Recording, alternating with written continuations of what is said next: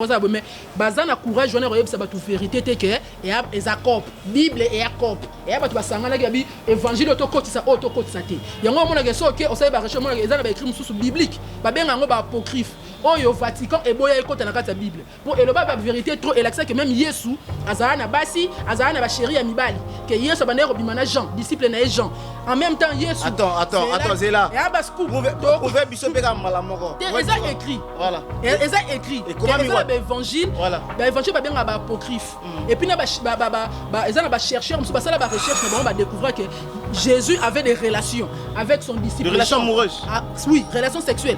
Il y a un verset dans la Bible où on parle d'un disciple qui s'est couché sur le sein de Jésus. Les disciples Jean, Azaki toujours proche à Jésus, abandonne la tolo. Pierre, les disciples sont Jésus. Parfois, ils ont la Jean, pour chéri naï, bras droit naï yoana. Ok? En même temps, que vous imaginez qu'il y a un être quelque part là, nous avons prié et tout ça. C'est ce qui est réellement prié, on est ça là. Normalement, on est la prière, il faut se voir. Parce que on s'est dit que forcément, ils ont un mais aussi, si vous priez dans la chambre, au fond, on porte à il faut que Lukasu lipa.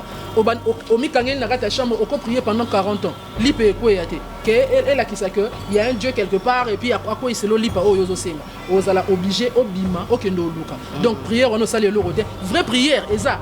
Bima kende luka musala beta kop luka mbongo osomba lipa wana polia donc vraie prière ndé ngwana donc on a eu vraie prière ça qu'on s'est déplacé au église non c'est pas ça qu'on s'est déplacé au église bon qu'au église on a dit qu'on pas un objectif ni parce que normalement moi j'ai toujours dit la plupart des gens tout le monde a dimanche parce que l'église c'est pas parce qu'ils aiment Dieu c'est pourquoi c'est parce qu'ils ont peur de l'enfer ceux qui notion ya enfer na satana que non so sali mabo ko tali fait so ezala gité au moment où on va kende en église pour toutes les personnes que vous voyez aller à l'église, c'est pas parce que j'aime Dieu. Bon, non,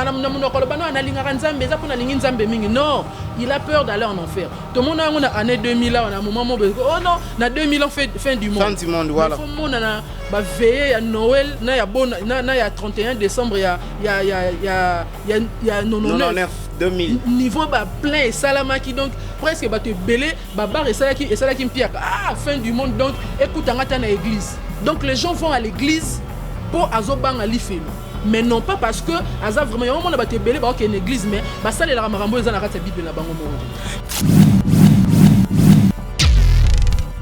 bon c'est on a ngai ba bloc wana d'abord ezana no business ezako ba église ba tout ça ezako eza ba cop na bango yango mona que makambo eza na kati ya bible eza la pasteur eza na mondimi na église bango mbale muto azo ko se conformer na ba écrit biblique azati pour muto aye wana na intérêt na pasteur azana azo sélectionner ba passage ya bike et rememela moi ba ndimi donc à bongoli maté yango azo interpréter même ba écrit o eza na kati ya bible azo interpréter de manière à ce que ebenda moi batu pour plus batu bazo yebele plus somme ya mabonzezo ma mondimi pepe ayape na machine na yepe boye na ba calcul na ngenga na yepe boye ezaki na sambela po pasteur wana za na mwanguya nzamba pesa nga eloko bodo mto oya na ba intérêt na yango zo mona ke plus batu baza plus na ba écrité bazo salela plus o ba komina kata bible mto wana ba machine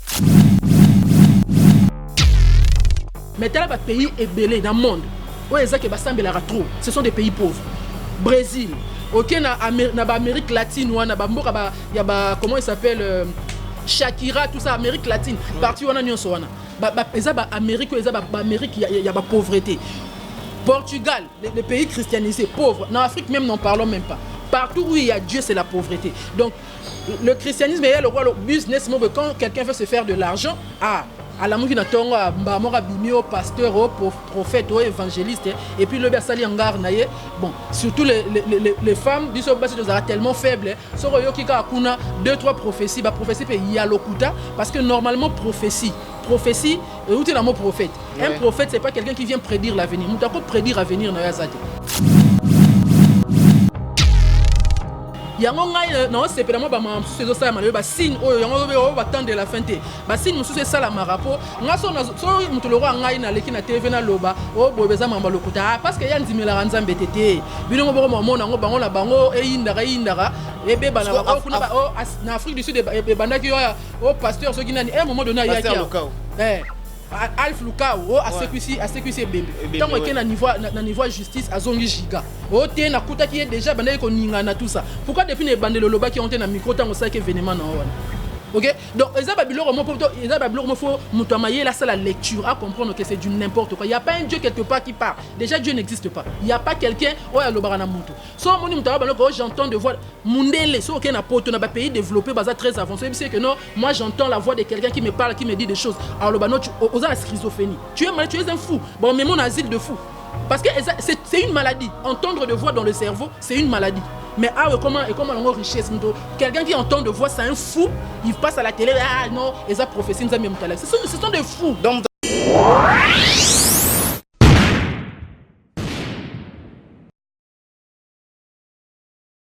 Le devoir nous appelle, mesdames, messieurs, vous qui nous suivez sur Nouvelle Tendance Télévision.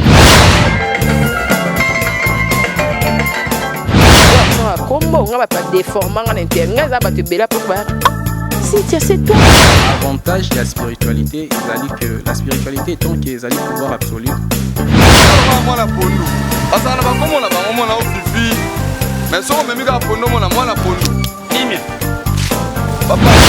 ndenge ngai nani okwamie na boloko ya bolingo oyo nzambe nazo ape bambo na ngapie ya on a préféré na sala ngafio toyebi accepte d'écouter cette bague que je place à ton doigt.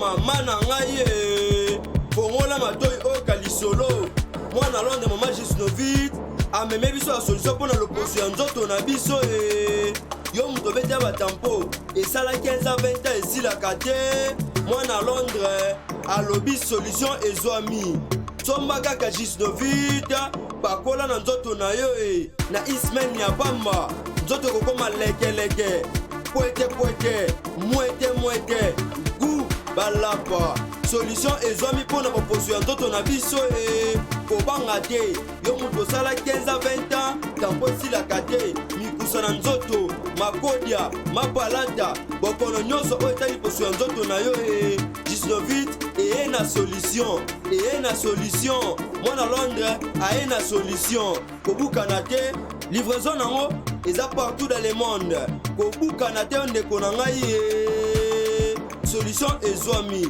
Bona kozwa biso eza nango facile plus 44 74 24 025 437 na bandeli lisusu plus 44 74 24 025 437 balapa. Bienvenue mesdames et messieurs, très heureux de vous retrouver nombreux entre les chiffres cette émission. Nous sommes sur Nouvelle Tendance Télévision. Continuez toujours à suivre cette émission, bel ou bien. C'est moi, Dona Kone de la presse. Comme d'habitude, nous sommes là pour vous informer, pourquoi pas vous divertir et aussi vous former. C'est notre devoir de le faire, mesdames et messieurs. Bonjour, bonsoir. Ça dépendra de l'heure que vous allez regarder cette émission. Comme d'habitude, hier, avant-hier et aujourd'hui, nous sommes là toujours pour vous servir. Par rapport à l'actualité de la République démocratique du Congo, tout ça obligé vraiment à commettre le point sur le i, raison pour laquelle je suis revenu encore ici dans ce plateau pour vous dire quoi. Et je ne suis pas seul dans ce plateau, je vais recevoir une personne qui va parler d'elle. Elle s'appelle Pamela Takisala. Ici, c'est la première fois Nayambaye, mais ailleurs, à plusieurs reprises, Nayamba, Pamela Takisala et Lelo. Si elle est revenue dans mon plateau, c'est par rapport à Yabademo Nabino. Dona Konde Luka Pamela, vous me campez sur la naïma en actualité. Qu'est-ce qui ne va pas? Tout ce monde a maboulou yekene, bakina baluba. Tout ce monde a maboulou yekena Congo Nabiso. Donc, il faut vraiment mettre le point sur les raisons pour laquelle Pamela Takisala est avec moi et je la dirai déjà. Bonjour Pamela. Bonjour Dona. Ça va? Ça va très bien. Merci. Meilleur vœu. Merci à toi aussi. Depuis 2020, tu as bandit dans ton idée. Bien sûr, vraiment. Ndeni santé. Oui, santé, ça va bien. Et donc, 2019, et les Kinango, bon, malgré moi, ma santé dérangée qui m'explique, ça va très bien. Siko, ça va très bien, merci. Pamela, peut-être il y a plusieurs personnes au bazo maîtriser vraiment Yoté, qui vont se présenter, qui est Pamela. Et puis, tout le monde a solo. Ok, moi c'est Pamela Tekasala, Naza représentante de la religion raélienne, une religion athée, c'est-à-dire que nous ne croyons pas en l'existence des dieux, mais nous reconnaissons des créateurs que les gens, en fait, qu'on appelle les extraterrestres. Et donc notre philosophie, notre message dit que la vie sur Terre a été créée. La vie sur Terre a été créée par un peuple venu du ciel, c'est-à-dire des extraterrestres qui ont créé scientifiquement la vie ici sur Terre. Et donc ces êtres-là, ce sont eux qui ont envoyé à différentes époques des prophètes pour nous guider jusqu'à ce que nous allons atteindre l'âge de la compréhension où nous n'aurons plus besoin de croire aveuglément mais de pouvoir tout comprendre. Et cette époque, nous l'avons atteint depuis le 6 août 1945 lors de l'explosion atomique sur Hiroshima. C'est alors qu'ils nous ont envoyé un tout dernier messager qui est la personne de Raël. Et à Raël, ils ont donné 2 missions, de nous révéler la vérité sur nos origines extraterrestres et de construire une ambassade dans laquelle nos créateurs vont revenir officiellement avec tous les prophètes qu'ils ont envoyés par le passé. Jésus, Bouddha, Mahomet, Simon Kimbangu, Kimpavita, tous ces prophètes-là ont été envoyés par un peuple extraterrestre. Donc ils vont revenir officiellement ici sur Terre d'ici 2035 pour nous léguer leur héritage scientifique. Voilà un peu de manière ramassée, philosophie Nabiso. Donc nous sommes une religion athée. Merci beaucoup Pamela, j'ose croire que nous vous comprenons déjà la présentation Pamela, les lots vraiment Pamela, Nabi qui nous a pas si pour nous mais les autres vraiment trop linga là, peut faciliter mon chance à comprendre. Je remercie directement Paul Ventour de Bundes, vieux mon trop bien, merci beaucoup mon vieux, Paul Ventour de Bundes, un vieux trop bien, merci infiniment à Dr Massamba Albert, Balobi, depuis Gabon à Libreville, nous vous invitons à Goya, Kozoa Bassoin. Médicaux, dans la polyclinique Sainte-Véronique, nous sommes là à Libreville, Gabon, Libreville, polyclinique Sainte-Véronique, là, nous allons retrouver directement Dr Massamba, pourquoi pas dire aussi un grand bonjour, bonsoir à Patrick Bahati, VIP, pas comme les autres. Patrick Bahati, VIP, pas comme les autres, pourquoi pas aussi remercier Charmante Yenze, je te remercie infiniment, merci beaucoup Pamela. En année 2019, et l'équipe on a Bino Baraël, est-ce que ça a été ou bien c'est ça qui va monter? Oui, 2019 l'équipe n'a très bien, n'a pas activité, n'a pas en tout cas résultat n'a pas vraiment positif pour Nabiso. Ouais. Donc nous sur l'équipe n'a bien, très bien. Voilà, comme nous sur l'équipe bien 2019, qu'est-ce que maintenant vous envisagez ici en 2020? Qu'est-ce que vous allez faire en RDC partout dans le monde, Baraël? Qu'est-ce que vous envisagez ici en 2020?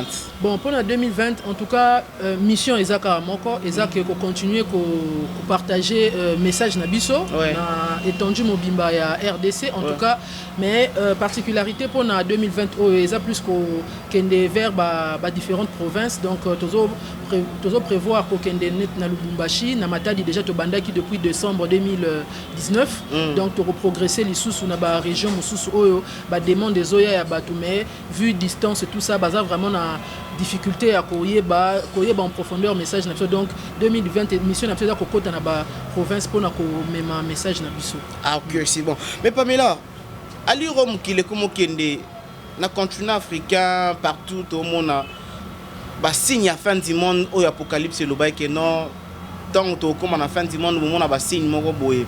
Est-ce que jusqu'à maintenant, Pamela, on dit que non existence en Nzambe makambo Nzamba loba yango to comment mona? Attendre de la fin on a bon na nzimarango te déjà ezaka juste eza évolution ya mokili parce que époque na époque ya na manango. OK. Le lot ozo vivre époque ya déjà pour na biso apocalypse pour na biso to concevoir ngo le quoi fin du monde. Apocalypse eza époque ya révélation parce que apocalypse c'est outil na mot grec apocalypsis qui veut dire révélation. Okay. Donc ezaka juste époque moko beza que batu bazala susu na posa ya ko croire n'importe quoi. Mutazana besoin akota na mozindo ayeba. Okonzi misanga loro na loyengete il faut na yeba et loko ngo zandengeni etambola ndenge nini avant que ngana ndimela yango. Donc époque to komi yango maintenant époque ngo ya nini e na technologie. Yango zo mona marambe belebe to zo mona bevenme belezo ya na technologie o ba sex tab o ba vidéo ba nini donc eza monde la technologie est na makambo nango et puis et y na vague nango eza que muto il faut s'adapter na monde na époque wana na époque to komi donc yango zo mona ba changement autre mais fin du monde comme tel eza nango te eza juste époque ndenge ya na nango. Est-ce que vous avez remarqué que dans les loba sont pas comme na pour ça qu'on se repentir vu makambo comme que ne mutalingi vraiment à côté lola? Est-ce que Pamela jusqu'à aujourd'hui yoko kiko ya ko se repentir te? Non, na se répondre, na déjà bien na croyance na déjà bien na pour ça se repentir té na la culpabilité té parce que bon le problème est ça que la plupart y a ba religion particulièrement christianisme et la religion moko et pesa et côté ça ba culpabilité trop boni ba commandement eza moi trop donc mutu aza limité na ba possibilité na yango ça la à un moment donné mutu sora moni asale le romo ah non bible pekisi yango tout ça nzamba boye yango donc il faut na lukana se repentir mais ngai na philosophie na ngana ndenge na vivaka na yebi que oh non ça là eza normal so na sali erreur ou bien na sali yo mabe na blessé on a choqué on a parole nanga ton action na posé non yamba la mon a sengi yo pardon pour nanga eleki na besoin tena que ça la repentance moro quelque part et tout ça na posa na moté donc nous biso to gérera makambu bongo entre nous les êtres humains parce que et pas na biso mutu aza maître ya vie na aza responsable ya vie na ye donc nous sommes responsables ya acte nyoso na aza responsable faut na la responsable ya ba acte nyoso na zo poser pe responsable ya ba conséquences na faut na assumer ba conséquences na mais est-ce que Pamela donc boza ba bosambela na Raël bino bakumisaka nzambe ndenge nini biso yokumisaka nzambe te déjà conception ya nzambe bon so tokende na lingala tolobake bon nzambe tokoloba bakoko na biso bon nzambe bango bayebaki eza nzambe waza mutu oyo biso baraélien tolobelaka voilà.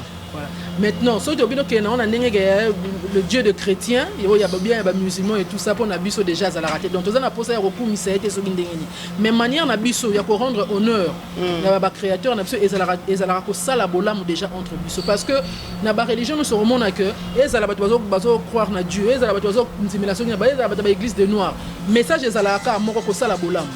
Déjà tant osala bolamu na yo moko na muto aza pembeni na yo na nature na environnement sikovandi eza déjà une façon ozo rendre honneur ozo rendre hommage na créateur na to na ba créateur na to na muto yo nzimelaka donc pour na biso le plus important yango na kumisa ye na binele soki mais tant bible lobi que non nyonso o ezopema il faut kumisa ye mais yo zopema pourquoi pas kumisa ye parce que pour na nga ko kumisa ye eza que soki nazana eloko kolia et que na moni ndeko nanga côté azana ngote na partager na ye ezalo wana accomplir volonté ya nzambe voilà ezalo wana sali volonté na donc pour na manière ya kokumisa ye yango ko poser ba acte o eza conforme o e komemela mutu bolamu o e ko sala e ko pesa mutu esengo o ezo kene conformément na ndenge esengeli batu batambola on a biso kokumisa yango que non na kene na église moko tout ça na bina mabina ou bien na la tolo na sena bana koganga soki ndeni po na biso to sala ba bilo. Non mais ça maintenant c'est la prière. Oui, c'est la prière. Mais c'est une manière de prier. Ouais, pour na ba chrétien, ba musulman et tout ça mais biso to sala yango te. Parce que bino prière na mieux sala ndenge ni. To prière raté parce que la meilleure prière eza ko sala. Voilà. Travailler c'est prier 2 fois. Tant aux autres qui na classe, aux autres qui ne quoi apprendre une notion et quoi aider au lobby pour comme amutu.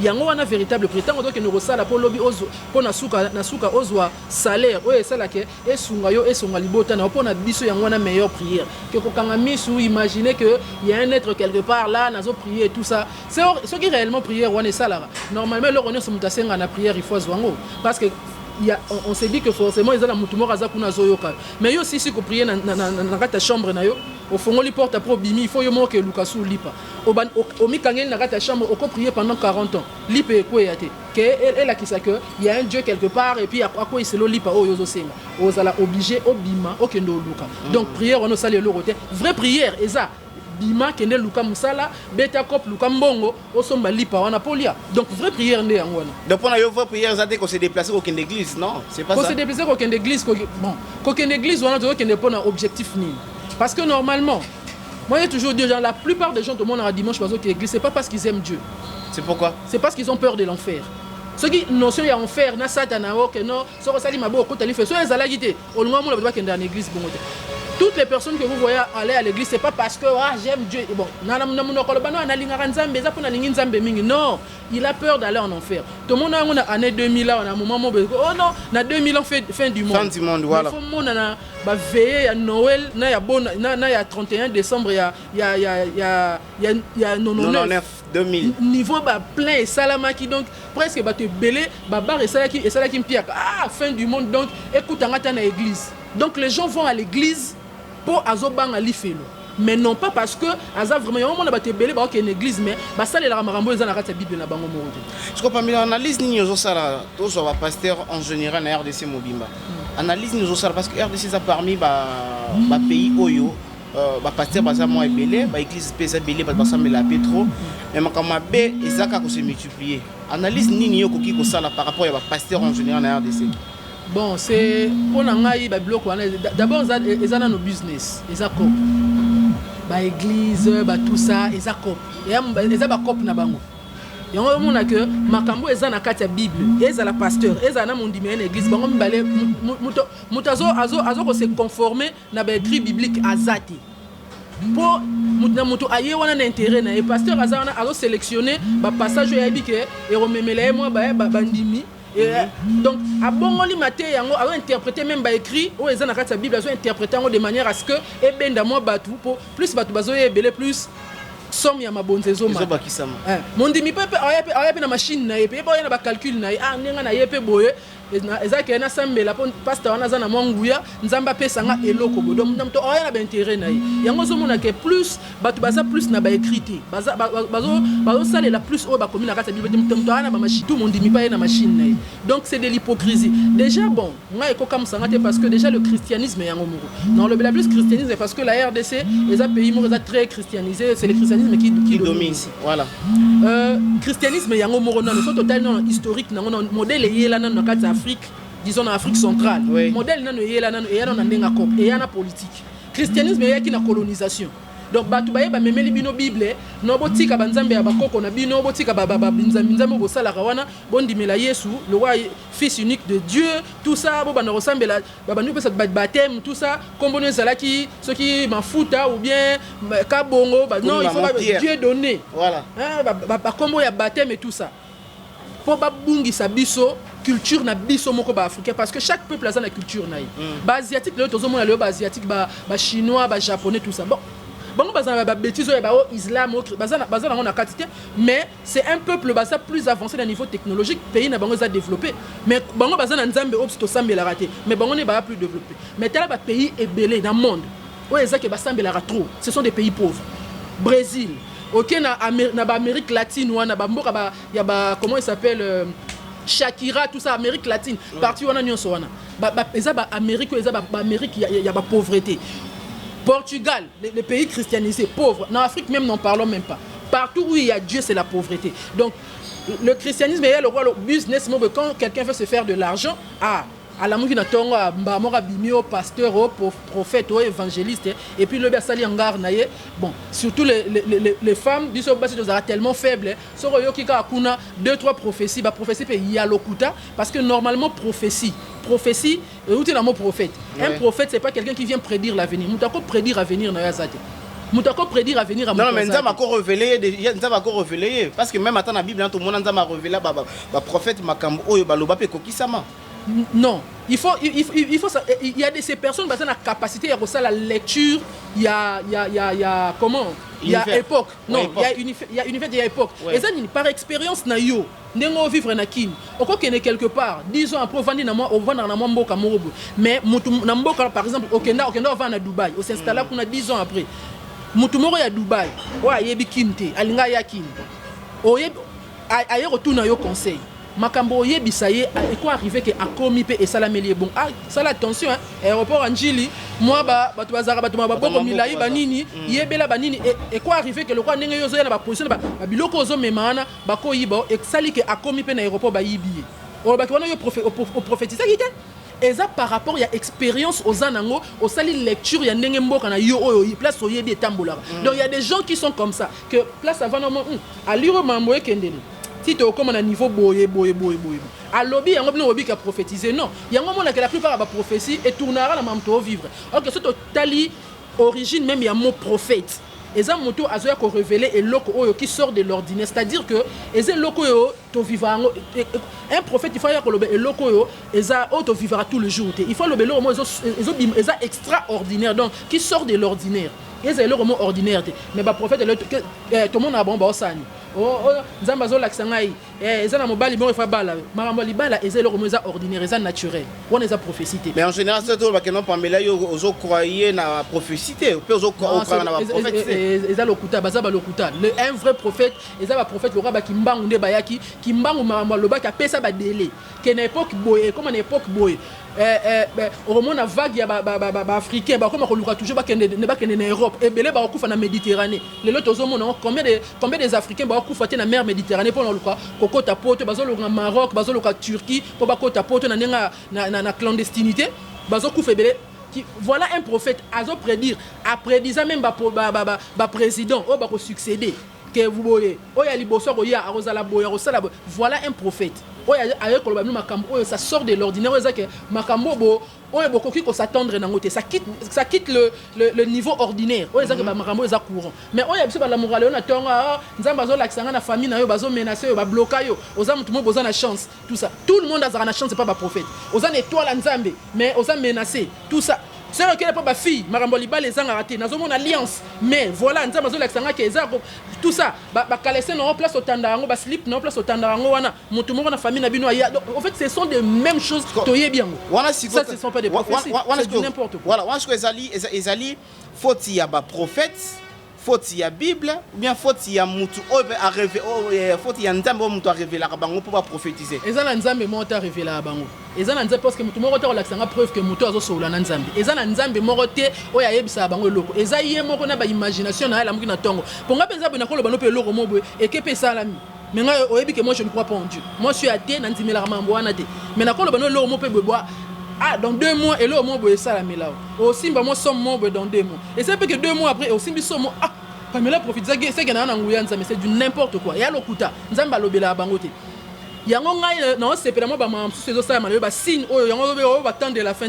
Bah, signe, sous ça, la marapo. On a son, le roi Ngaï, na l'équipe na TV na loba, oh, bobeza mamba l'okuta. Parce qu'il y a un dimela ranzam BTT. Bino mo mo na ngo bango la bango, e indara. Ebe bana ba kuna ba o na Afrique du Sud e bandaki o pasteur so ginani un moment donné ya kia Alf Lukao o asekwisi bembe tant que na niveau justice azongi giga o te na kuta ki déjà bandaki ko ninga na tout ça pourquoi depuis ne bandelo loba qui ont na micro tant ça que événement na wana. OK, donc Eza Babylore faut mutuamayer là c'est la lecture à comprendre que c'est du n'importe quoi. Il y a pas un Dieu quelque part qui parle. Déjà Dieu n'existe pas. Il y a pas quelqu'un oya lobarana mutu. So moni mutaba baloko j'entends de voix mundele so que na poto na ba pays développé baza très avancé c'est que non moi j'entends la voix de quelqu'un qui me parle qui me dit des choses. Alors le bano tu aux la schizophrénie. Tu es un fou. Bon mais mon asile de fou. Parce que c'est une maladie. Entendre de voix dans le cerveau, c'est une maladie. Mais ah comment la richesse quelqu'un qui entend de voix c'est un fou, il passe à la télé ah non ils ont prophétie ce sont des fous. Donc mutalali a eu révélation soit mutafandi karaboye a sentir mon grand mot esprit mozo lobelaye. C'est une maladie en Europe c'est une maladie jamais au monde pasteur mo besoki ya mundele moko ba prof aya ba no sa ba professeur ba pasteur na so ba sala ba prédication ba la plupart ba pasteur ba sala a na kin na poto ba kendo te ya ngote yo vandi OK ça la campagne non na poto OK te ya bango ba biloko bon bon to ane bolo na est o so moni campagne na évangélisation nini ya miracle nini po ba ke bikisi ba ke si c'est bolo na est bazate bazara bazo baluka wa Dieu m'a dit patati patata na est et bolezo na nord Kivu et bolé bo mabatu kuna. Combien de pasteurs allaient là-bas pour finir pendant que tu dis ça na katiote pendant que zolo ba kenon Dieu n'existe pas. Vous allez bosso caméra ba beli ba na. Est-ce que zobanga frappe yanza metti un jour yana mutu na yo quand tu dis que non lui n'existe pas. OK, yem t'a créé mais ozo reconnaître été. Non, il n'existe pas. Ça fait 10 ans aujourd'hui que na lobango na zela frappe on ba prophétie ko ta lokuté ya dans na ba famille on no ko tout pasteur na biso lobby. Hier on reçoit la 4 mois dans 4 mois relié na foule tout ça au rebelle la liboma tout ça eh ba mayele wana akoti ba science occulte akoti ba l'autre les gens racontent n'importe quoi ti lelo 10 ans ça fait 10 ans j'ai dit que Dieu n'existe pas je suis là je suis bien portant na bela ki oyebeke na bela ki non ah la bela ki non mona ah non yo kende pamba ba mikolo mais on va quand même on va quand même que non non yo que non nzambe moko ta kozwanga na bela ki oui j'ai eu peur quand on est malade on se sent pas bien ça là a toujours bien été ah il faut nazala na santé bien pour na ba Noël ba bonne année et legele nga na chambre hôpital na moni ah ba ninga ba fêter ba sepela moi bière moi nini mais nga moi na salle na melango ezati mais toi na bigi na santé ah quand même c'est bon mais que on a banga osoki on nzambe moko ya bon entre nous ba chrétien bino bosambelara bino ba chrétien bosambelara po bokelo la bo soki malade ye boki mambango na hôpital poani yo za chrétien de osambela nzambe so malade ye eke ko boma yo mais c'est pela ke boma yo po okende de mbangu na lola mais yo au monde ba chrétien le 31 décembre nzambe la commission nzambe merci na moni 2020 mais si on retourne mon client modèle est tambola est-ce que vraiment ezo pesa nzambe lokumu ah oh mon client masumu mokilio vraiment yesoya kaka ta makambo yesoya kozwa biso mais soki malade ye po memaye nzambe akoma luka nzamba bikise so yo mokili yango ya masumu mais yo mtozolinga ko tikala o pesa so nzambe merci na moni 2020 oh non il fallait sepela yo okufa pour que mbangu na lo lesika bisengo voilà merci beaucoup Pamela to kota sko na actualité par rapport à le mo auteur soulever awa kino makambo fait ça les maka yango po ba monaka lelo ezo sala ndenge tango mona mutumo boya leki mona mwasi mo boya leki azo loba de n'importe quoi pour na musala nzambe kena musala nzambe wana boye kubisa mitakala misala nzambe ya basala nzambe na télévision ko loba n'importe quoi pour na basala nzambe ezo loba onini bon eza honnêtement eza vraiment qui te roté parce que déjà de manière générale biso pena donc ba congolais tomo sale la ba YouTube comment ça la ba vidéo tomo sale la internet ngo na nenga fo de comme muta va no be mutumo boye alingane yo to bien la problème no bon a filmer on le romo bo lobby a créer le problème on a de manière générale non seulement rapport na ba pasteur mais de manière générale to sale la réseaux sociaux na ndenge mo boya fo mais so na biso na kota na monzino na ndenge ke yo marambo no ko bimisa nudité ya mutu oui on appelle ça mabe eza mabe parce que ozui aval ya mutu wana te jamais ko ke zo vidéo ya mutu filmer mutu intimité na ye okende ko exposer yango bongo sans que mutu wana pesa autorisation wana eza vraiment mabe ezala peu importe problème peu importe sujet ko sala déjà eloko ya ndengwana azala mosala nzambe azala un individu normal na société en tout cas eza déjà mabe kaka eza mabe wana nga vraiment naza déjà contre yango eza mabe est-ce qu'on a volé que non musala nzambe obimisi nudité na ye koko sala peut-être makambu bilo moi bon ça dépend to ba koko sala makambu to za pe na ba preuve te ceux qui réellement ba koseli makambu to ba koseli makambu te ce que j'aimerais faire comprendre na batu que faut yeba que musala nzambe bon to benge homme de exact titre mais avant qu'on soit titre wana aza d'abord mutu ana mai na makila oui bon actuellement tozo yo ka ba lisolo ya pasteur ya Bethel frère Moïse Mbi voilà mais vraiment ngai question na poser kana batu so nazo kama mambo yango bon une personne normale hein muto dozo vi oza na cerveau na yo fonctionnaka batu bando kansani Moïse Mbi ndenga zawana abala tetilelo ye mokalo asala loba na TV ata botondi stade mobimba boyembela ngape na bala na ko bala te totala ba vidéo wana donc abala te siko bando kansani donc ndenga bala te wana ye ndenga zana na mai na makila jeune lokwa ye asala yango te ya basango kutu to yebi kala yebi ke basango basala vœu ya chasteté basango babala raté tout ça mais to yebi na ndenga kati so to tozala honnête biso to yebi to zana ba classe bi ke moi classe na biso oyo abimana be wana abimana père intel père ceux qui Jean tout ça oh qu'on a bimana père intel to yebi yango que même basango malgré basala vœu ya chasteté mais bando lia bana bato biso to na primaire mais basango bazolinga biso totanga na école catholique moi penga non sango wana dérangeaka yo abengisaka yo mo barongo choba ba pression mo boye que non soko boyo zo insister ko boya ti bakata o ba point bani to yebi que même basango wana za lokuta vœu ya chasteté c'est devant le gens mais na cause basala on comme de l'aura Moïse Mbi asa ene vœu ya chasteté te alobika ke ya obala nena ote ane prêter parce que yo congolais na mutu no tio ke na église na mutu no no ke no sambele pa mi na yenda zana la mukatongo ti 2 ans 3 ans ndenga zo bala ne wana te ya beta raté Yenkoba. Non, mais il est déjà appelé qui s'est bête avant mariage. Il y a un droit à bête avant mariage. Un droit à bête avant mariage, oui. Mais si quoi neti mutuloro ngai babiloko ezo le kawo eko kamusangati. Et ça la vraie, ça la faux. Pour moi, je me dis déjà à la base, Moïse Mbi Azam Moutou, c'est un jeune, avant à la pasteur, Azam d'abord un individu, Ana Maïna Makila. Donc, Aniataka. Nandenga réalité, on appelle cet exemple à Bassango. Oh, Bangout Bassalango veut de manière officielle, veut à chasteté, mais Toyebi Bamasola Nenga Kat Bassalango. Et bon, Moutou le quoi Mbi. Donc, Azam Moutou et quoi, et qui arrivé à Salayango. Père Banda Salango Bandakala. Donc, n'a retrouvé anormal.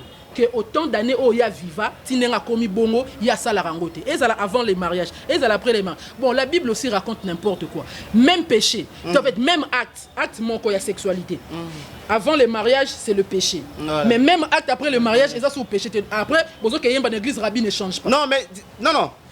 Avant le mariage, c'est un péché. C'est un péché. Après le mariage, c'est comme une normale parce que bon, ça lui déjà pacte moroboé. Il y a rien, et ça même acte.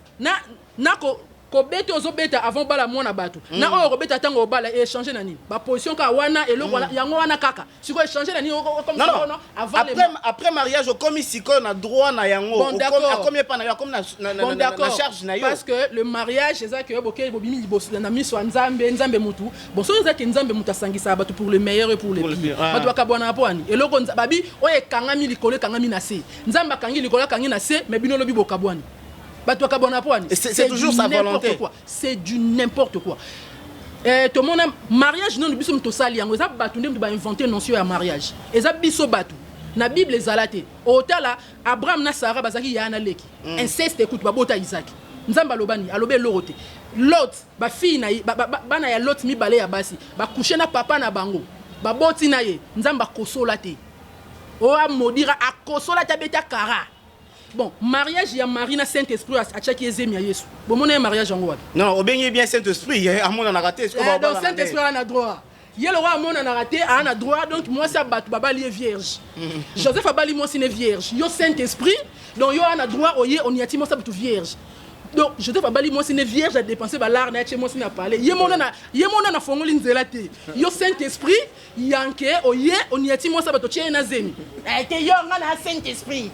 Donc nzambe yemo noko yanke anieta ba petit abatu samba la bango abo bo lukela mi tela kino dotika po oye ba ko ba bible bible mta luka ba problème voilà on se colle les années les premières années que no batu oya kambaka wana lelo baza mituna bango eko ka suko supporter parce que ba ko ka kontimati que no yenzo kana sala mamba bongo akukupe ko sala te dona tika na moni congolais pas ça mystique o mona kuna mambo bandimi ba ko bakisa masuku na pani toyo kongo déjà na ba statue na bango na ba WhatsApp na face te et à tentation diable diable peut-être tenter dadi na biso et tout ça pour que bato bako bakisa maso donc congolais anera mystique pour aliénation wana hein donc croyance wana c'est quota congolais na niveau moko boye que donc ata o mona ne boye mais salara le roi te zaka mambo nzambe mosala mutu masa moko da sambela kuna zef sanga te ngana kenda pona nzambe relation na ngana nzambe c'est individuel voilà c'est ça aussi pasteur azo sala etali la nzambe na nga bien comment luka ba justification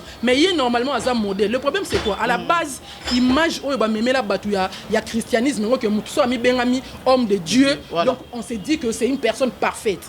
Il y a un effet ça là pasteur hein bo ba changer ba matériel na bango bo banda esa bandimike naza pasteur mais naza mutu na ko isama bon otika ko c'est la satana makambo no diable mutu to mona pasteur musu a violent mona batu bakangiye moi na 13 ans azuizemi et puis le bon no ezaki tentation à diable yo diable à côté liyo ti okyo sali mambo na pe diable a pe si on a courage ya ko oyepe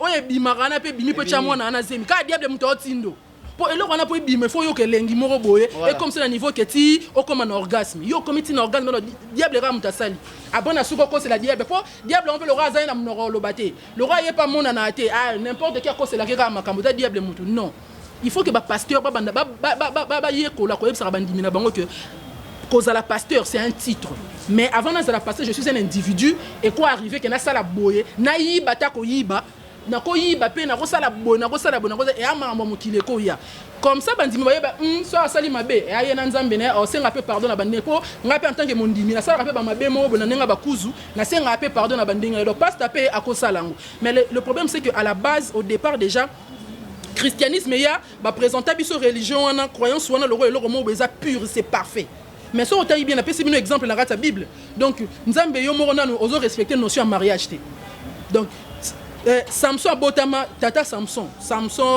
na kata Bible tata na yebana te ezala même histoire na Jésus que mobali na ke musala moi satika la nandaku mobali so auti musala ye moi sazo yebise ke tango yo kenda musala mutu mo boya aya ko bimana ngai 2 fois 3 fois John a fâché donc mobali o fara za la papa ya Samson légal officiel a fâché a banjo ganga oloba nde ba to bananga la kosaka banjo ganga soko za mobali ya solo nyoso na loba e comment na Bible soko za mobali ya solo comment ko lukosa makambe pas moi si nanga na absence nanga ya osala na présence nanga ange wana yeba na kata Bible komi ange aya lobi non nde zaboye il faut accepter ngora po mona robota maone il faut za mona mobaza na puissance moko boye pour accomplir mission moko boye donc yo ya ko yiba moi ça bato niata ange lo nzambe ozo ko niata moi ça bato babala donc nzambe yemoko à la base il respecte la notion de mariage mais biso batu awa to yamba christianisme le roi mo beza parfait za pur non makambo bela mo to benga ngo makambo mabe na bible ezala autorisé nzamba kosola ti on a pesi exemple ya ba makambo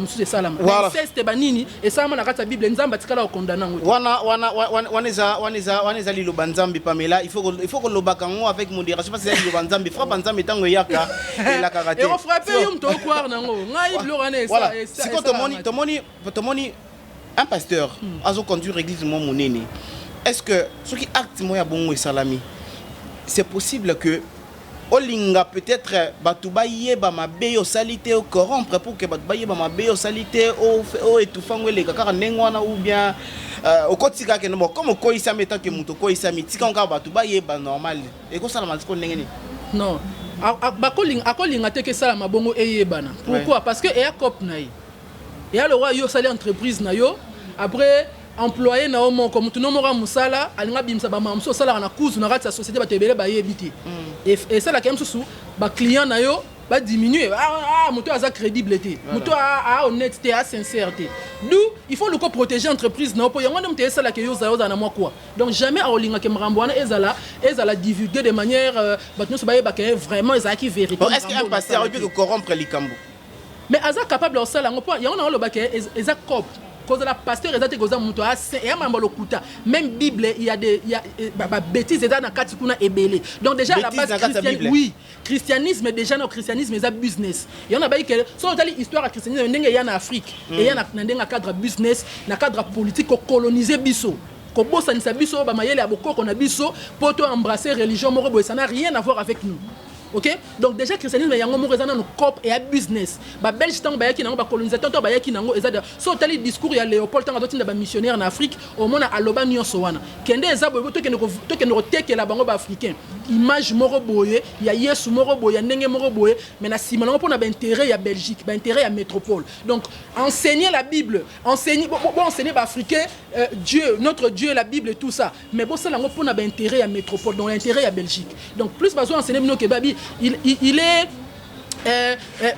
mobola akokota facilement na lola ke moto azana mbongo ebele bazoya conseiller ba évangile mo ya ndengwana mais bazoya sabino que heureux le pauvre en esprit donc mutu bazoya enseigner une culture ya pauvreté ke cause la pauvre ezana ngolo non parce que esprit na chair normalement ils a des choses différentes donc esprit est mon en raté mais yom mutu bo mon en raté qu'est-ce qu'on appelle l'esprit c'est la pensée c'est dans le cerveau et ça le tango da mo ngana to solo la même tout mo sala aussi na côté mais au monde a quitté après c'est na bana ko to bouger no benga no sala aussi mo bando mo na esprit na ngeza musika et là on ezaki musika ozaki concentrer plus na muto zaki na ina malelo ko bando sala na yango donc et là to benga esprit eza penser à muto ce ko ba côté sur penser mo que pauvreté et zolo mo eza normal ozana poso s'intéresser tant bazo yi ba biso ba richesse na est un peu partout ozana na courage à défendre ondeni c'est Dieu qui va faire.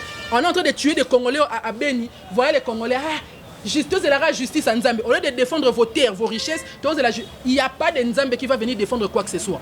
OK? Donc c'est pour dire que déjà à la base christianisme il y a déjà un cop. Donc vous comprenez que ba pasteur va continuer comme ça va pérenniser musalango, ba salango na cop. Jamais ko linga ke image na ezala sali pour perdre ba client sera perdre ce bandimi nombre bandimi diminuer nombre mabonza donc aza capable à kende à corrompre pourquoi à soigner image na pourquoi à garder entreprise na intacte donc il y a un normal aza mutu bon ce qu'on tango aza mutu oui aza mutu tango bimi na image moko boye que batunya sofo bandima na enseignement yo pisaka bango donc ko yibate ko zo sa batute ko violer mona ya mukete mais yo obimi mbala moko bandi ko sala yango mais ozo sa ba sala ngote c'est-à-dire quoi oui c'est de l'hypocrisie parce que il faut yo oza modèle il y a na kati structure moko ozala yo mona notambola na conformément ya makambo ezo yibisa batu basala mais seulement malheureusement la raison nationale de l'histoire à colonisation christianisme étant oyaki bango moko déjà ba prêtre catholique autant ba yaka kokwe c'est la christianisme bango bandolo ba ke bo sala o biso to loba na bino mais bo landa o biso to sala te faites ce qu'on vous dit mais ne faites pas ne regardez pas ne faites pas ce que nous on fait donc yo biso ke ko yibate mais yemo ko zo yiba ba richesse donc c'est comme ça mais ba pasteur na biso ya lelo bango tanga même Bible baza na compréhension ya ba écrit au ba tanga mais bango baza ko se conformité na kati wana eza c'est de l'hypocrisie pour na wana na ko condamner acte wana na sens wana parce que tant yo zo ba batu ouvertement que ko yibate ko zo moi si ya mututé sexualité avant le mariage eza mabe mais yo moko zo salango donc c'est-à-dire que ozo la batu que en fait en réalité donc même na croyance en na religion eza n'importe quoi donc chacun est libre de faire ce qu'il veut. Culpabilité ou ta yo mo so miche culpabilité loro na sala oyo mabe yela ngando mona ke mabe yeli yango mona ke bango tema ba yebi na ndenga kuzu ba yebi na bango ngo ke ne eza bo Bible cop mamuto to sala Jacob donc na ngana tana ko sala bo mais bazana courage on yebisa batu vérité te ke et Jacob Bible et Jacob et batu basangana ke bi évangile to kotisa te yango mona ke so ke o sai ba recherche mona ke ezana ba écrit mususu biblique ba benga ngo ba apocryphe oyo Vatican et boya ekota na kata Bible pour eloba ba vérité trop et l'accès que même Yesu azana basi azana ba chéri ya mibali que Yesu bandero bimana Jean disciple na Jean en même temps Yesu attends c'est là prouver biso peka malamoko eza écrit voilà eza écrit et comment mi wa évangile voilà ba évangile ba benga ba apocryphe et puis na ba ezana ba chercheur musu ba sala ba recherche na ba découvrir que Jésus avait des relations avec son disciple. Des relations amoureuses. Oui, relations sexuelles. Il y a un verset dans la Bible où on parle d'un disciple qui s'est couché sur le sein de Jésus. Le disciple Jean, Azaki toujours proche à Jésus, abandonne la tolo. Pierre, le disciple Jésus. Parfois, il y a la Jean, pour chéri naï, bras droit naï wana. OK? En même temps.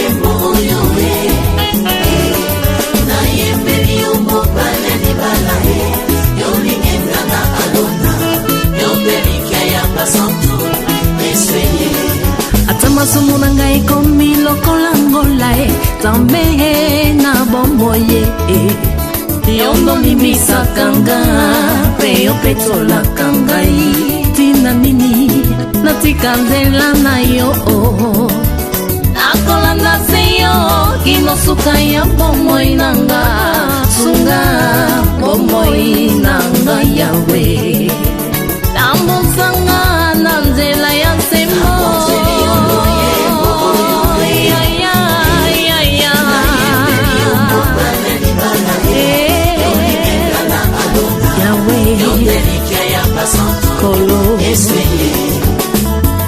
Yona papa bozali moko salete yona ngai tokoma moko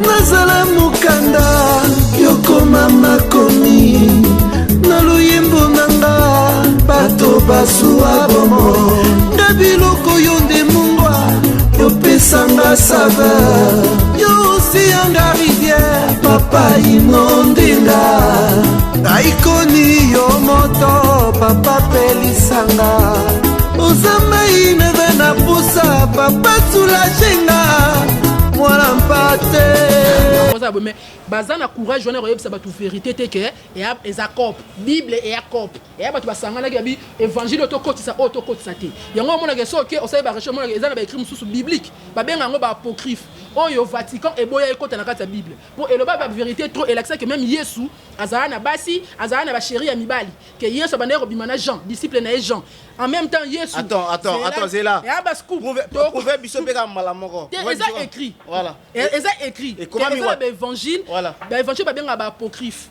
et puis na ba ezana ba chercheur musu ba sala ba recherche na ba découvrir que Jésus avait des relations avec son disciple. Des relations amoureuses. Ah, oui, relations sexuelles. Il y a un verset dans la Bible où on parle d'un disciple qui s'est couché sur le sein de Jésus. Les disciples Jean, Azaki toujours proche à Jésus, abandonne la tolo. Pierre, bah disciple Jésus. Parfois bah non les canal à Jean, pour chéri naïe, bras droit naïe wana. OK? En même temps, c'est que Marie de Magdala, Marie Madeleine, Azaki moi si femme légitime ya Yesu. Parce que dans la culture juive à l'époque, jamais au côté de devant ba sacrificateur sur aux mariés té. Oté ya bango, au kosa la ngoté. Fête ya kana oh Yesu bon la mai vu nezaki fête à mariage na Marie de Magdala. Yango mona ke ye mutu a servaka 20. Na culture juive, mobali o a servaka 20 c'est le marié. Yango mona ke Yesu tanga bon mai vu ye mutu akene ko servir ba sacrificateur 20 na kata fête de Cana. Parce que c'était lui l'époux. C'est l'époux qui sert le vin. Voilà. Oui, Pamela, s'il te plaît, débat aux œuvres très important. Prochainement, deuxième émission, tout ça, on a 3 personnes. Il y a un pasteur qui va venir ici et il pose à on dans la catégorie dans le contenu des pas bien. Bon, ce juste si ko to kota na kati actualité. Tous à propos il y a notre petite sœur comment Eliane. A lobby que Makambuya bimisi et ça pour na ko nuire pasteur té. Et ça pour na ko sauver ba âme sous. C'est-à-dire quoi? Oui. Bon, ce qui a sali réellement l'intention, moi je pense que c'est une bonne chose. Ouais. C'est une bonne chose parce que les Marambo et Bandakala. Ngai oyo, ngape nazaki chrétienne. Avant la comate, nazaki chrétienne. Et ça y est que tu donnes une église que aux intercesseurs, aux a service à protocole, aux a bras droit à pasteur, tu es Marambo belé. Même entre nous les sœurs, on se parle parfois na intimité na biso. Todo to ngape pa ayepé. Boyina o wana. Akomi suna o to yebi yango. Mais beaucoup de filles n'avaient pas le courage de dénoncer ce genre de choses. Pourquoi? Parce que loin de Dieu.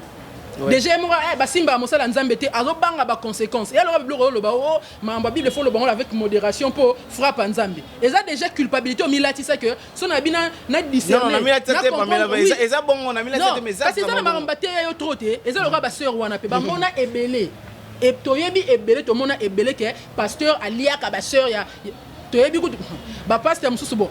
Pour la crédibilité na bango pour na cop na bango na rotanga ba komboté mais ba otalanga na TV bébé bi ke o wana ayebi ke na za o azalaka pire petit na ngai abando yela ngai mo pe ba chéri na kata donc na kata chorale ko on ba otala biso ba yebi pasteur avant na zoté ya ba sœur ba yema na chorale wana mo na kata so ba 10 pasteur asa alia kata 8 na kati wana mais biso ba pire petit pasteur to yebi ke biso mo emso a neza boyo kende côté là pour pasteur zana o kuna banitanga obima yo zala wana ozoyo emso ngam na zuye na kena côté na kata jeep ozela tant passe obima na nga sima kota na jeep nebo ke na ye et aba makambo mususu beza ba témoignage ba sœur rebelle ba ya nande na lekana ba TV na loba mambo emo Pamela nga na chrétienne mais car pour na la kisoka ke ba mambo belé mususu loba rezana mambo solo tala kutungai oyo boye na longola pasteur intel na bimana ye tana longola bazemine et amakambe banda kala mais ce qui Eliane asali yango vraiment na ndenge ke ya kozala courage wana ya ko dénoncer babiloko wana na sens ya ko aider bande ko mususu et kozala bien pour que babiloko wana ebi mana poisse pour batu ba discerner ba comprendre que oh non pasteur oh prophète oh nini eza ba titre baza batu ba sala cop na bango ba sala kama be ya makasi ko le roto mona ba jibe ba faire ba héritier bani ba sala wana eza ya mukie bango ba sala yango pena ya makasi biso to vana ba pasteur boye bo bimi ba ke rené ba pasteur au moins bango ba sumba maltina masanga noir mais maltina eza mélanger na turbo ngai na bras droit na ebi ke ninga mela wana maltina wana atie whisky na kati et a mélanger wana turbo ou bien mélanger wana whisky et donc basala rango ba vandi pena entre bango ba tonga pena oye o mon diminue sika pasteur ayebi ke ngana zawana mais elobele lote ayebi ke na olobana nga ngote na dénoncer ngote vous comprenez donc eza makambo ici banda kala ba témoignage eza ebele ba sœur ebele bazawana baza pe ebele na ba réseaux sociaux bazo finga que so oza contre mbiye ou bien oza contre na ba tendance na ya do finga pe mais yemo na kuzu na sa motema honnêtement na conscience ne ayebi ke nga pe na église na biso na bimana pasteur wana na bimana frère boya choral na bimana intel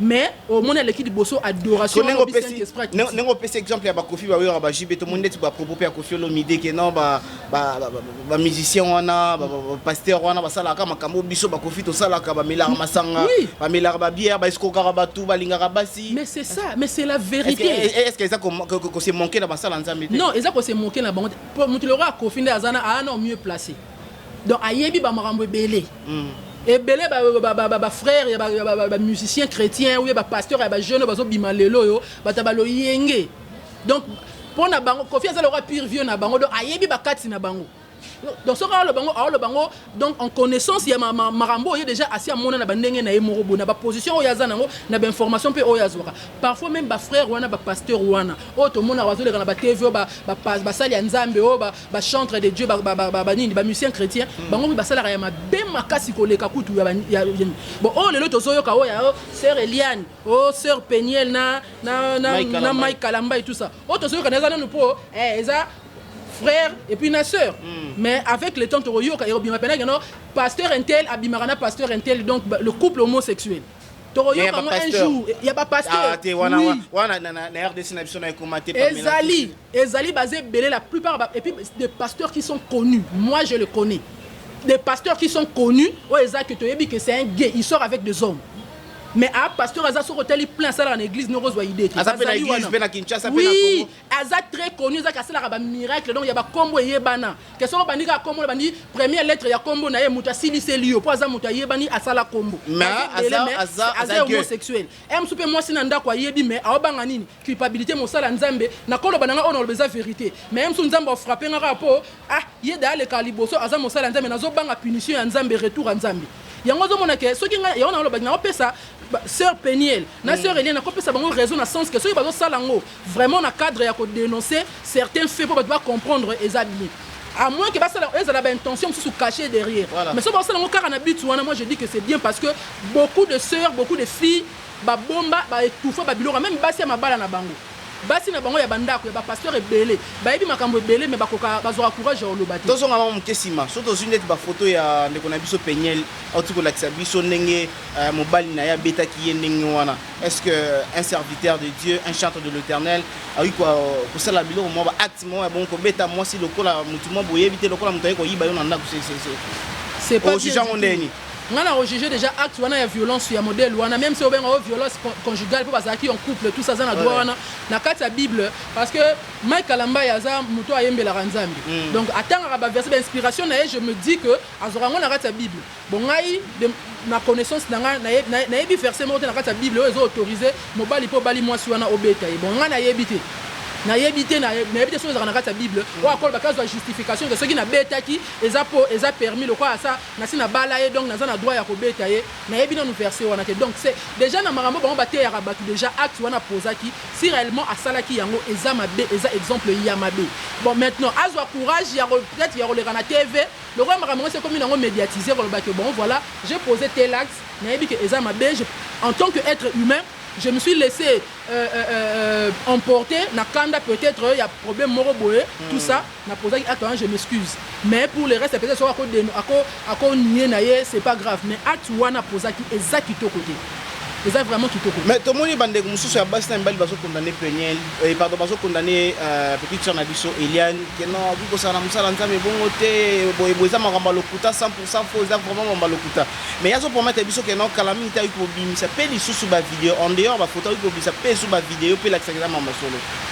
oui bon et nga et le réseau déranger ngai eza le fait peut-être ya ko balancer ba image modèle les autres circuler na ba réseaux sociaux et ça la vraiment propreté et ça la propreté la manière de faire n'est pas très bonne mais qu'on dénoncer un fait et ça moi j'encourage ça il faut dénoncer quand il y a un ça ne va pas tant mutu azo se conformer na maramo ya te ya rabinoté aza exemple te il faut que dénoncer yango pour que été yayi mais la manière de faire nenga nazo apprécier te ya koleka nango mbala moko balancer ba vidéo na ba Facebook na ba WhatsApp na tout ça manière de faire nenga okosala nango de manière akoko ko kende maramo même na niveau ya justice mbala moko non je viens na ko porter plainte pour na monsieur tel a que répondre pour na ba fait boye mais aller directement na ba médias ou les réseaux sociaux na chose que même un enfant de 12 ans a un téléphone à comment na ba vidéo ya modèle wana ils ont vraiment quitté au côté. Ils ont vraiment quitté au côté. Et donc, ça image, il y a bien été pour nous.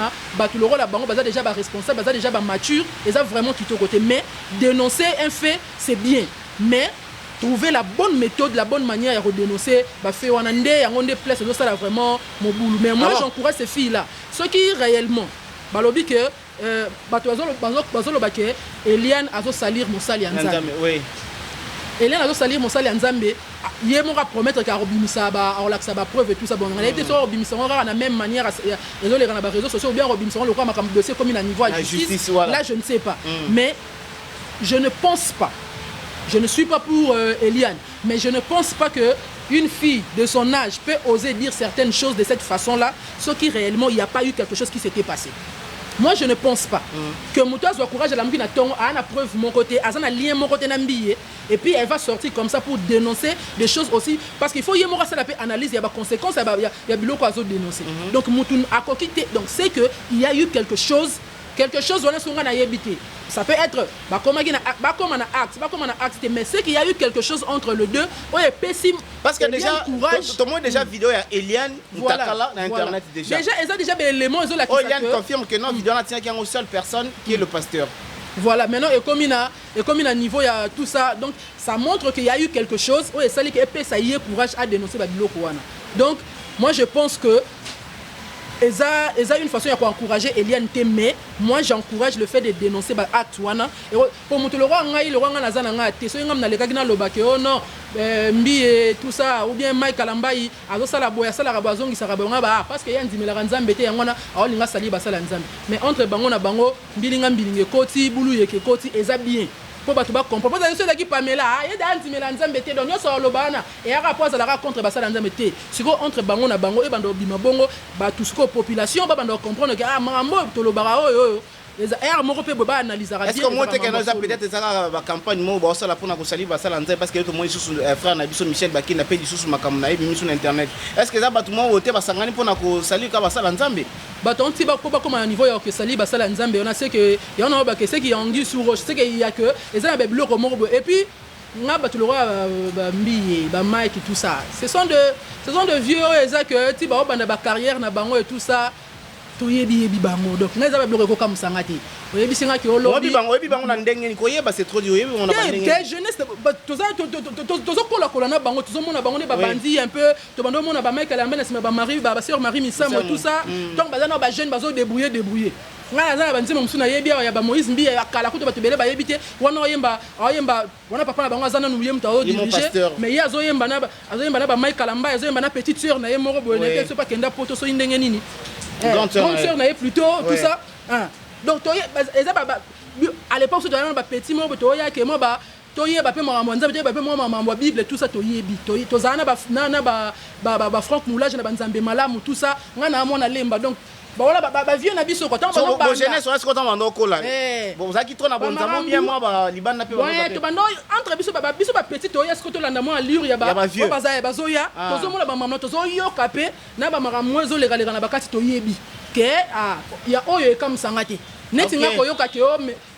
frère Mike Kalamba ya sali boye ou bien abimina ndeko ya Eliane abimina intel nga eroka musangati pourquoi comme ça oyo bazongi si boye ekoka musangati yana esi binoke puis on eza kutumukie ya minene on eza ke bato baloba te un jour erobima donc kanga maloba oyo après tant erobima voilà donc tant erobima ya minene ezalika ya bato wana kaka mais bana bango ebele mais tala kaka donc c'est pour vous dire que toyebi eza bato musu ngai ekoka musangati bambi ba Mike ba oyo soki nani ba Michel bon yeku na yebi vraiment te mais nga azolebela ba Mike na bambi po bango bona to moni bango boye dekokola na bango bato ba non ayende azana kutu akoba beta na sœur wana ba yemba na ye biso en tant que biso ba petit tozo mona tozo yo entre to solo mais moi je comprends bien makambo bimi lelo et bandika lelo te me ba wana mokala bon neti ba eko ebima à un moment donné bon pe nous chrétiens le paix à son âme.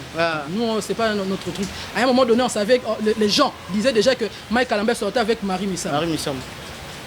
Bata boîte so moto boîte ça koya neti ngana ko banoke ngana yebi ke bonza ya solo. Na lobi te ngana ngana ko banoke na petit exemple. Ngana yebi ke za ya solo. Mais tellement que yebi no parcours na ngato yebi ba couloir na côté to yebi ba place na côté te yo poko oko tirer pedra na côté na te o linga salir mowe ya sakufa o linga salir intel mais ngana par exemple na bino que non ngana yebi même na pesio ba détail parce que même tout on dit mais non ngate parce que aux déjà na moi tendance na yo. Ya sœur Marie Missam toujours to yo ka no bana tel musicien mo kili kudu. Oh non bana tel mana mutu boy. Est-ce que Zaki te ko no salika basala nzambe kaka. Donc na nyonso wana il y a un problème. Sujet à prostitution bien fornication, je sais pas besoin adultère. Voilà. Dans le milieu il y a ba chantre chrétien, na ba pasteur, ba sali nzambe. Donc ba rumeur wana, to ben ba rumeur. Ba rumeur wana nyonso ça la ka lokuta ba salir bangoka. Donc il y a solo morote za la na kati. Il y en a bino que avec le temps, laissons le temps au temps, il y a muneni, il y a kafuma. Mobi que diable asa capable ya kobongisa batumo pour biba bimara ba bisa ba réputation ya basala nzambe. Tout tiko ko la diable makambo. Tant ba ba no sa na bango kuna. Basala on a conscience na bango. Neti siko ya bon ya frère ceux qui Michel. Ti yo frère na maramono sele kana ba YouTube ya ba vidéo ba bazo sala tozo mona ba eko to kaki ya ba na ba homme politique et tout ça. Ya marama ba vidéo ya ba sex tape. Yo un frère oyebi ke ba mambo yo ba conséquences nango ezali. Bon yo frère en Christ. Tu comme à niveau bandosa ba biloko wana même soto sala ngo aza soki likangu na yo soki partenaire na yo soki fiancé na yo peu importe mais tina niveau ça ba biloko bona image oyo bino bo pesa ka batu libanda bon moto soka lobi pa ya bimi ki abimisi dossier mo be sur yo na ni obo yango déjà yo en tant que frère arriver à faire des choses comme ça dans ba vidéo on s'est filmé tout ça en train de te masturber tout ça des choses comme ça bon tu comprends na frère Papi Mboma ya zane une étiquette mo te ba biloko na mais yo frère yo frère. Voilà, merci beaucoup. Je vous rappelle que non, j'avais reçu pour vous Pamela Oaekolobela Bisso, Makambu, il y a religion à Bangope, pour mettre vraiment un peu le point sur le jus par rapport à l'actualité des Otambola, il y a Bandé Konabisso, et ça l'a vraiment bien été parce que Babylone en tant que sur internet, et ça va Congolais tenir partout dans le monde. Est-ce que Pamela tant monde entier zotal babiloko o ezo utaka na Congo ko sali ba réputation mo ya kena kuna mutumo boye babenga ka pasteur mais ta mambasala mutumo benga ka guide boye ta mambasala partout dans le monde ba otalango ezo pesa image nini na libanda Congo na libanda et ça la Sony na zana groupe mo ya ba Congolais à Brazzaville na Facebook na groupe ya ba Ivoirien so zo mona malgré maramozo les trop moi lingala mais ba osala moi ba lien eza pe na ba Congolais baza kuna pe bazo expliquer bango tala kuto eza boeza et ça la Sony et ça la vraiment Sony na mona ba na groupe ba Congolais na Brazzaville ba moni ba ko benga ba zairo comme le roi insulte pona bango ba zairo musana bango ngo wana c'est exact qui to côté parce que du coup exact image na biso c'est comme ça tant on okende quelque part aux zaïrois voilà pourquoi on a tamboli bamboke belé même quand en Afrique awanano même le passeport il y a congolais il y a RDC ils a valorisé.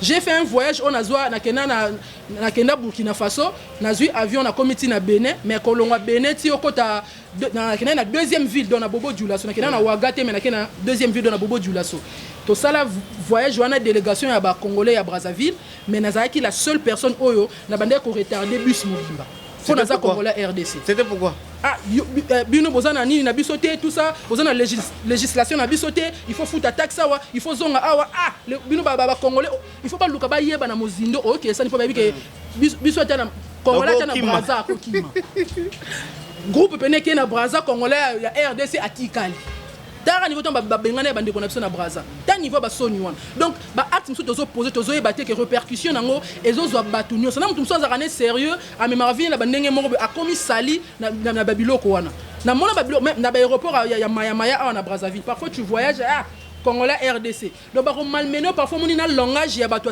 ya ba agent ya aéroport parce que za Congolais RDC voilà c'est pas na comprendre souci na yo ce que to suis boy olobi que non na libanda Congo ezo bimisa image mo pena ya bien té parce que bato basala à la hauteur ya image ya bien té wana eza basala nzambe alors okolo banini na bato nyonso oyo bandimela kasi ko basala nzambe wana et leur message et leur ngala kolo bana bango qu'il faut pas comprendre déjà et leur ko ba makambo ezo salama oyo eza eblo mo faut pesa bango mayele ba bandela ko sala lecture na bango nanu ya Bible ba remettre en cause ba écrit biblique et puis batika qui fanatisme au bazar envers ba pasteur.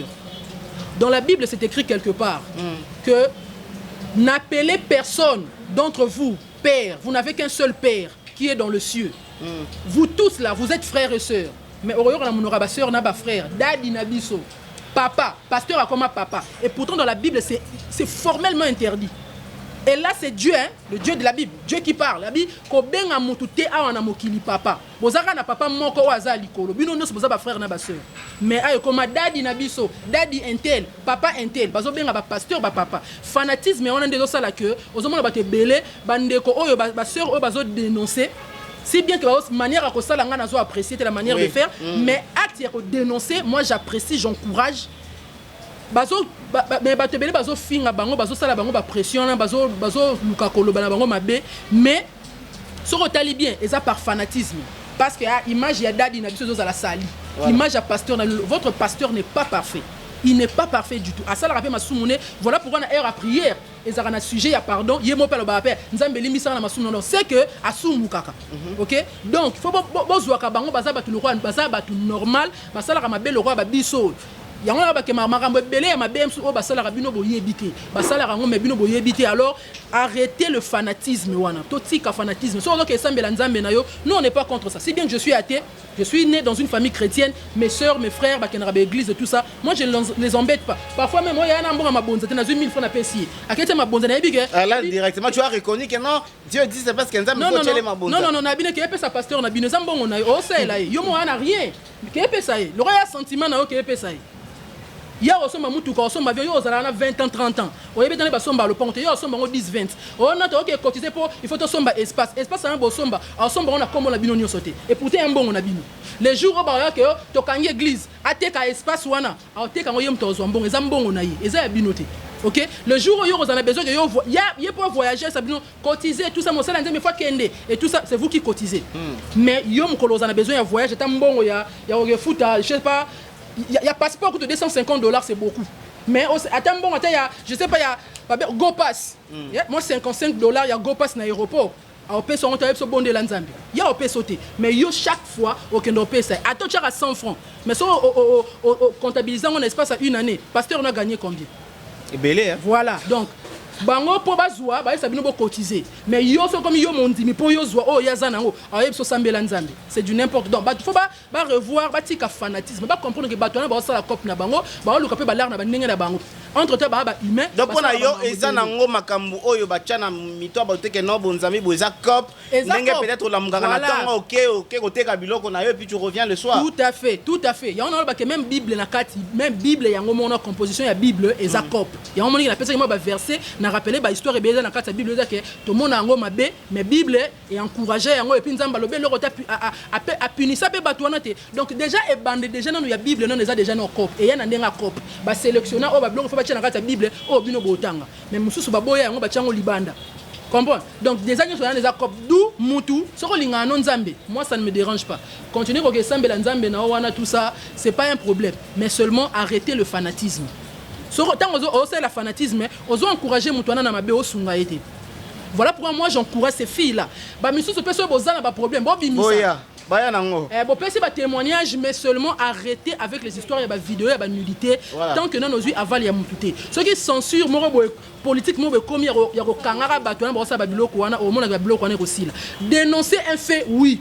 Ce que vous avez preuve tangible, kende nango acquis de droit, bateau baza habilité ba mona ba image on ba considérant comme preuve. Mais comme aujourd'hui, il y a une plaire que non image na yo na YouTube wana et outi na côté ba pasteur. Donc na mpanza pasteur mi image na ya mutakala mais il jusqu'à maintenant a mi sikara ba photo mais vidéo na bimicité. Est-ce mais ce côté là bloc abo mutapé si aval na été aujourd'hui vidéo na yebo bimisi yango ndengwana et la fille demain elle va avoir des enfants, elle va avoir un foyer tout ça. Donc elle va avoir un mari. Elle va avoir un mari et tikali na histoire na ye. Yaye et bimisé danger le roi Kardashian té. Voilà. D'ailleurs tu as vu ma famille Kardashian ça pour na to reconnaître pour na Kimberly Kardashian hein Kim Kardashian pour na sexta pasala na Reggie ex na Reggie. Yango sala que l'autre ba famille Kardashian. Ya biso to sala on a nenga salité ya musoba et futati. Donc voilà. Et futate qui est gratuit. Donc oloki na obese mo bebe za salité et salir yo moko mais ekangami on a vu comme mo bangi batala tata ngazaki jeune ko na biso yeyo anita ba bloka bando sa tanga zaki jeune et là tio. Voilà, merci beaucoup Pamela qui commence bien, finit bien. Nous sommes arrivés à la fin de cette émission. Je vous remercie infiniment. Docteur Massamba Albert Omery, depuis Gabon-Libreville, Polyclinique Sainte-Véronique, pour que nous soient médicaux. Pourquoi pas aussi remercier Patrick Bati, via Ipipa comme les autres. Merci infiniment à Paul Ventour et les Bundes. Donc, on est vraiment Nasuka. Je ne sais pas si vous avez un message à lancer dans tout balandi émission. Parce que, Gobi qui est pas tout, bien top, enfin, dit Pena Balandi Bisso, ce qu'on a message et puis pour moi que non Kalami pour continuer sous débat. Oui, bon, message comme tel est côté, mais peut-être que ça bateau bazan a besoin peut-être comme tu bandagi ne bandelina par rapport ya philosophie na biso ya religion na biso o a besoin en contact direct na ngai à cause wanga na téléphone na 00241 plus 243 81 622 65 45 donc 081 622 65 45 donc mais pour na o etali sujet actualité donc naza disponible donc boza la patient avec donc nemara mesure évoluer na rozonga toujours donc naza na ngai wana na rozonga toujours pour na ko échanger s'il faut que tout ça on peut na débat un pasteur à côté tout ça nengo lobaki wana to rosala ngo y a pas de problème on va échanger juste pour na ko aider population peuple congolais va comprendre oh baza na RDC na oh baza libanda va comprendre logique amara ndenge zo kende ce que ndeti bato ba lo bakeno mona mosa na zo mema bato na libungi olo bana bangoni ngaso na mabino na libungi bon ba Eliane na ba Peniel na ba Kalambai na ba Michel na ba nani soki nani ba mema bino ouais. Merci beaucoup à Gédéon, merci. L'assistance, il y a ma consoeur Judith Noma, si pourquoi pas remercier Alain Dele, merci pour ton assistance, merci infiniment à toutes les personnes qui nous ont suivis depuis partout dans le monde, Naïbi États-Unis, Naïbi vraiment Afrique, partout dans le monde, votre l'émission au Nakata Nouvelle Tendance Télévision. Je remercie infiniment mon partenaire Paul Ventour et Nabundes, pourquoi pas remercier Dr Massamba Emery et Gabon depuis Libreville, Polyclinique Sainte-Véronique, allez prendre vos soins médicaux, ça nous fera énormément plaisir. Patrick Bat, via Ipipa comme les autres, merci infiniment à toi, charmante Yézé. Au revoir, à la prochaine et continuez toujours à vous abonner sur notre chaîne. Au revoir, à la prochaine, bye.